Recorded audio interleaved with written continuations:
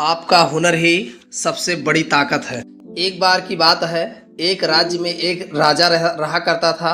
राजा बहुत ही अच्छा था, उसकी प्रजा उससे बहुत खुश थी। राजा बाकी राजाओं की तरह तलवारबाजी और घुड़सवारी में तो माहिर था ही, लेकिन उसके पास एक अनोखा हुनर भी था। राजा के पास कालीन बुनने का एक बहुत ही कमाल का हुनर था। केवल उस राज्य में ही नहीं, बल्कि पूरे देश में राजा जैसे कालीन कोई भी नहीं बुन सकता था। राजा को अपने इस हुनर पर बहुत नाज था, लेकिन उसके मंत्री और दूसरे राजा उसकी इस बात का मजाक उड़ाते थे कि ये काम किसी राजा को शोभा नहीं देता। इसलिए राजा ने कालीन बुनने का काम बंद कर दिया और ये फैसला लिया कि वो कभी कालीन नहीं बुनेगा।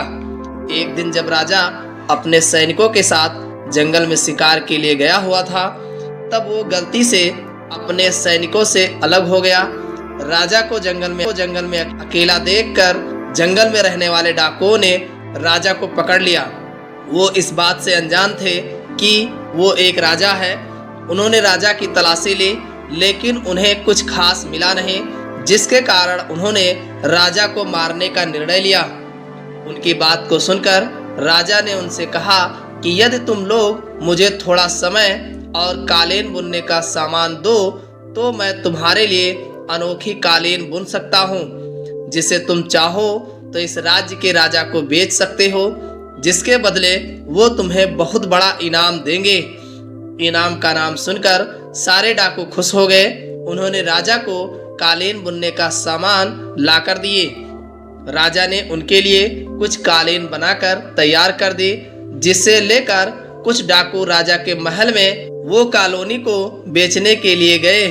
जैसे ही उन्होंने कालीन राजा के मंत्रियों और रानी को दिखाई, तो वे समझ गए कि ये राजा ने ही बनाई है। उन्होंने उन डाकुओं को पकड़ लिया और उनसे राजा के ठिकाने का पता लगा लिया। फिर कुछ सिपाही गए और राजा को आजाद करा दिया गया। राजा की जान बच गई। राजा बहुत खुश हुआ। उसने सोचा कि जिस हुनर को बेकार समझता था, आज उसी ने उसकी जान बचाई। इससे हमें यह सीख मिलती है कि कभी कभी हम दूसरों की बातों में आकर अपना हुनर बर्बाद कर देते हैं, जो कि बहुत कीमती होता है। काम कोई भी हो, कोई भी छोटा या बड़ा नहीं होता।